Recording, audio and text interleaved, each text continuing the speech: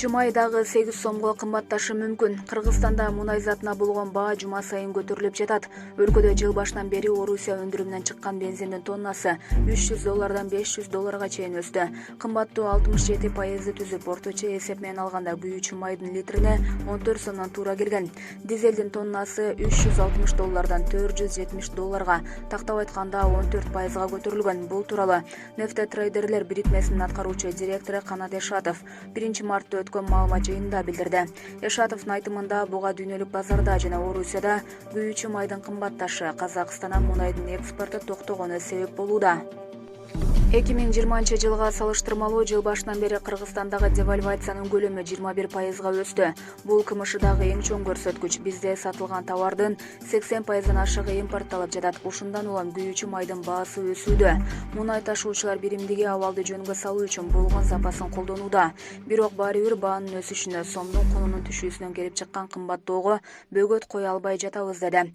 Кыргызстанга күйүүчү май Орусия жана Казакстандан ташылат. Мунай ташуучулар биримдиги билдиргендей, январь айынан тартып ушул мезгилге чейинки аралыкта дүйнөдө күйүүчү майдын баасы 67%га көтөрүлдү. Март айында дагы 8 сомго кымбатташы мүмкүн. Күйүүчү майга баа жума сайын өсүп жатат. Булак чындык кейже.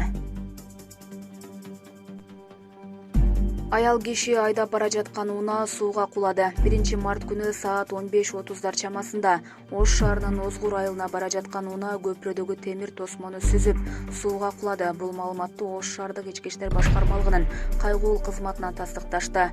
Honda CR-V унаасын Ош шаарынан Озгур тарапка башкарып бара жаткан айдоочу рульга ээ боло албай көпүрөдөгү тосмону сүзүп, сууга түшкөн.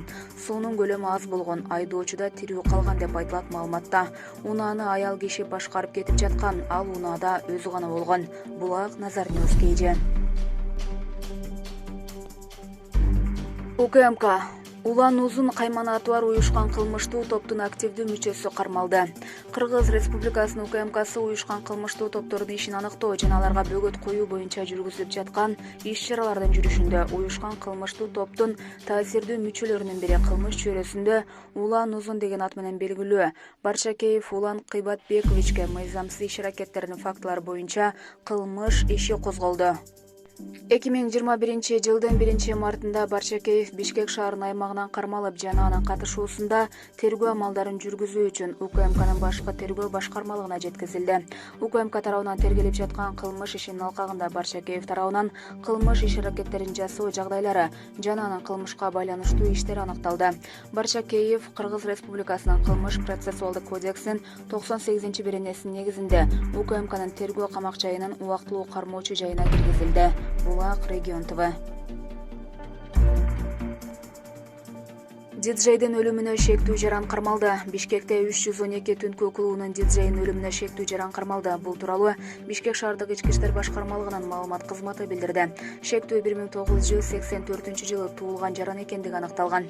Эске салсак, 25 февралда болжол менен түнкү саат 12:40 чамасында Бишкек шаардык ички иштер башкармалыгынын 102 кызматына Чыгыш 5 Кичи районундагы көп кабаттуу үйлөрдөгү батирлердин биринде эс үчүн жоготкон белгисиз адам жатканы тууралуу маалымат түшкөн.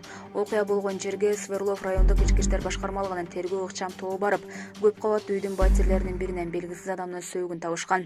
Эксперт криминалисттер оң жак ийине тийген ок көкүрөк тушун тешип өткөнүн аныкташкан.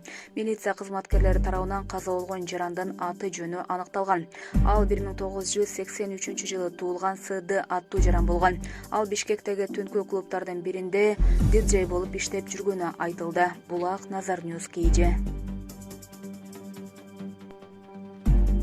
Жанар Акаев 3 айдан кийин президенттик башкаруунун башталамандыгын көрөсүңөр, ошондо кечирим сурайсыңар. Жогорку кеңештин депутаты Жанар Акаев баш мыйзамга каршы чыгып, баш мыйзамга ылайык өлкө үчүн эч ким жоопкерчилик албай турганын билдирди. Анын айтымында президенттик башкарууну Кыргызстан башынан өткөргөн жана анын натыйжасы да белгилүү. Мен баш мыйзамды өзгөртөбүз дегендерге каршымын.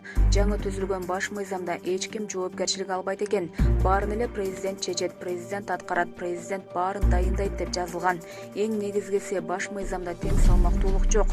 Ошондой эле баш мыйзамды жазгандардын 98% бийликке кошомат кылып келгендер деген эл өкүлү. Булак Назар Ньюс кейже.